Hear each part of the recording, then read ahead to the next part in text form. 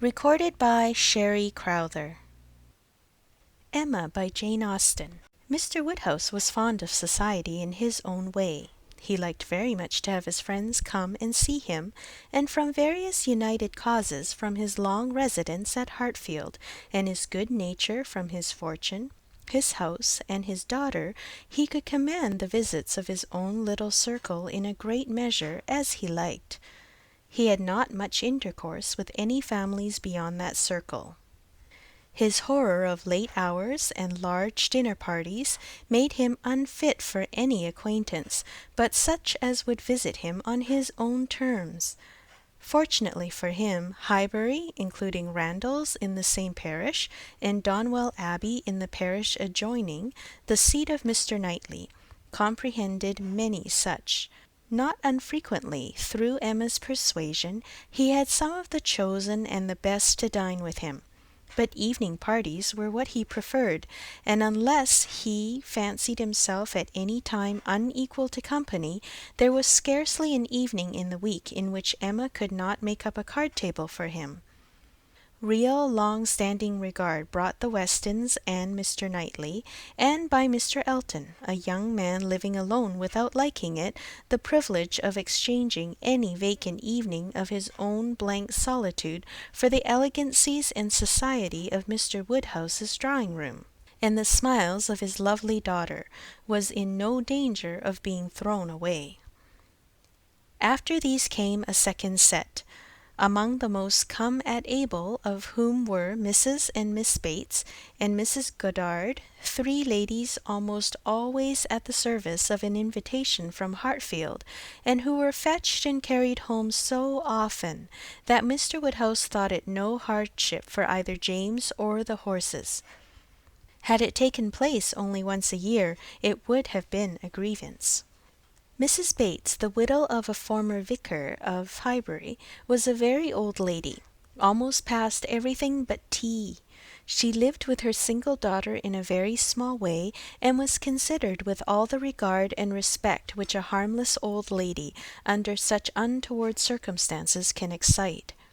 Her daughter enjoyed a most uncommon degree of popularity for a woman neither young, handsome, rich, nor married. Miss Bates stood in the very worst predicament in the world for having much of the public favour, and she had no intellectual superiority to make atonement to herself, or frighten those who might hate her into outward respect. She had never boasted either beauty or cleverness. Her youth had passed without distinction, and her middle of life was devoted to the care of a failing mother, and the endeavour to make a small income go as far as possible. And yet she was a happy woman, and a woman whom no one named without good will. It was her own universal good will and contented temper which worked hers. She loved everybody, was interested in everybody's happiness, quick-sighted to everybody's merits, thought herself a most fortunate creature, and surrounded with blessings in such an excellent mother, and so many good neighbours and friends, and a home that wanted for nothing. The simplicity and cheerfulness of her nature, her contented and graceful spirit were a recommendation to everybody, and a mine of felicity to herself. She was a great talker upon little matters, which exactly suited Mr. Woodhouse, full of trivial communications and harmless gossip.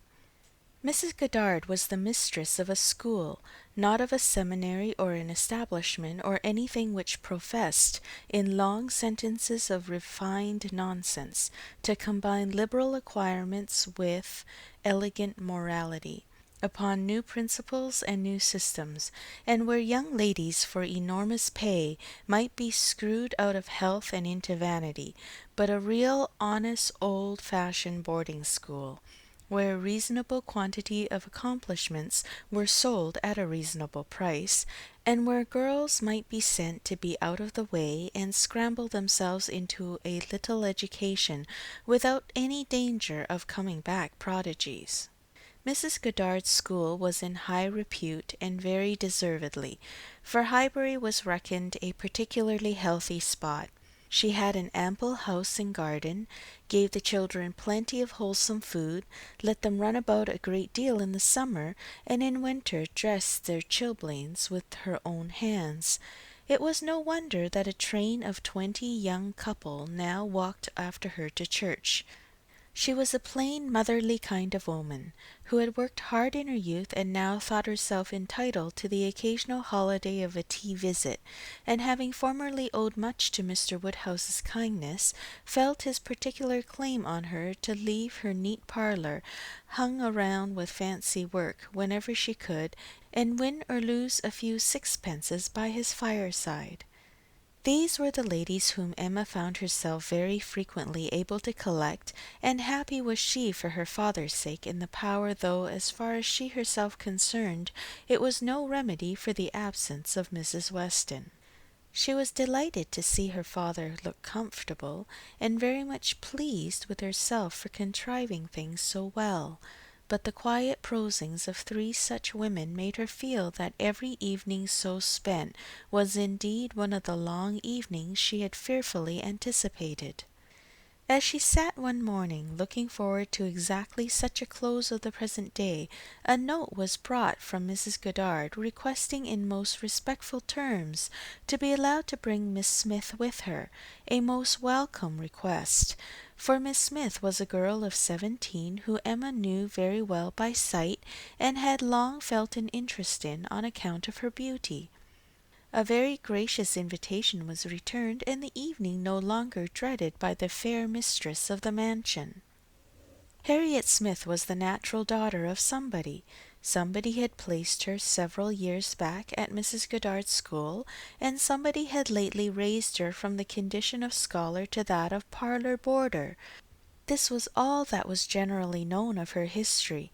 She had no visible friends but what had been acquired in Highbury, and was now just returned from a long visit in the country to some young ladies who had been at school there with her. She was a very pretty girl, and her beauty happened to be of a sort which Emma particularly admired. She was short, plump, and fair, with a fine bloom, blue eyes, light hair, regular features, and a look of great sweetness, and before the end of the evening Emma was as much pleased with her manners as her person, and quite determined to continue the acquaintance. She was not struck by anything remarkably clever in Miss Smith's conversation, but she found her altogether very engaging, not inconveniently shy, not unwilling to talk, and yet so far from pushing, showing so proper and becoming a deference, seeming so pleasantly grateful for being admitted to Hartfield, and so artlessly impressed by the appearance of everything in so superior a style to which she had been used to, that she must have good sense and deserve encouragement. Encouragement should be given. Those soft blue eyes and all those natural graces should not be wasted on the inferior society of Highbury and its connections. The acquaintance she had already formed were unworthy of her. The friends from whom she had just parted, though very good sort of people, must be doing her harm.